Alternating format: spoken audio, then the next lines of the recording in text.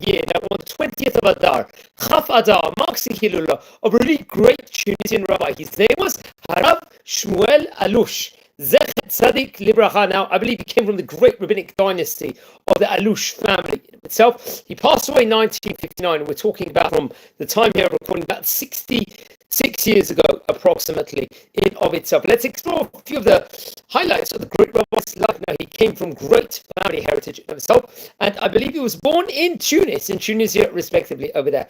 And he would learn Torah under the auspices while he was at a young age from the famous Rabbi Kohen, who was let's just say a great rabbi in that specific vicinity. It was a rabbi we spoke about on various occasions before, and he would go on to become a teacher inside different schools, like teaching, educating within regards to the realm of Torah, which we've talked about on various occasions before. He would let's just say delve in Torah, have many different great Talmidim students, and really inspire. He would this was from a young age. He was learning on a very high level, and remember, Tunisia at that point in time had a very strong and great Torah and Jewish community. He will dedicate pretty much all of his time teaching students, and he would didn't really have much private time to himself in any realm whatsoever. He would just really try and concentrate on teaching as many students as possible. Now, it's actually interesting. Among his famous students, which we have to point out, was a famous great rabbi, a Kabbalist, Rabbi Shmuel Allouche, a rabbi we've spoken about on various occasions before. He happens to be one of his Talmidim, and he was known for the great Chesed works that he did, the Gemilot Chasidim work, and had a great amount of mercy and did a lot of charity work, helped the poor and the needy, orphans and widows. He would really do a tremendous amount and would extend his hand to anyone in need. Anyone that was in a hard situation, he would do his utmost best that situation would, like, let's say, continue, and would try and take them out of it. Now, I believe at one stage he would get married to his wife. Her name was Marat Varida Allouche, or would become Varida Allouche. And I believe they would have 3 sons together, where they would actually follow his path within regards to Torah, Chesed, and Gimilot Chasadim at a great level, educating in of itself. Now, I believe he passed away in the year 1959, actually on the 20th of Adar. We're talking about 66 years ago, in the city of Susa in Tunis, respectively. This was, and he obviously had many great Talmidim at that point in time. I believe at that stage he passed away actually on the night of a wedding celebration of one of his Talmidim. So while he was involved in the big mitzvah at that point in time, I think he sadly passed away. Now, he wrote many of his Torah novels.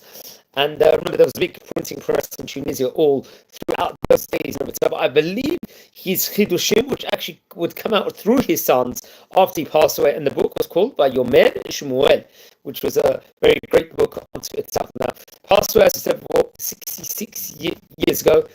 I'm not too sure exactly how old he was when he actually passed away, but he was very much a great rabbi. We're talking about maybe 6 or 7 rabbis that have the family name Allouche. So it's very interesting enough. Now, just a few things with regards to the book from the Rabbi Shmuel, a few headline points, you could say, of brilliant teachings from it.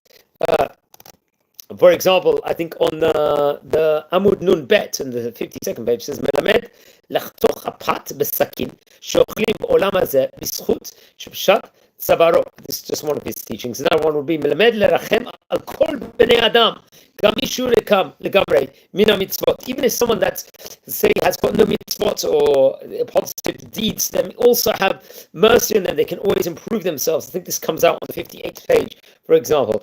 Another teaching, you could say, ethical teaching in of itself, from this book, Melamed Remez Yaakov Yeshuvo Edat Kedoshim Ba'artzam. This comes actually from the 17th page, I believe, in Yomer Shmuel. Another nice teaching is Omer Shemelamed Torah Lacherim Potech Sharei Chochma. By teaching other people, actually opens the gate, let's just say, of wisdom. And this actually taught in Samach Bet, and this very much is an ethical teaching or moral teaching with regards to the Torah complement that we can always apply in our lives. Another one is Melamed, okay, we said that before.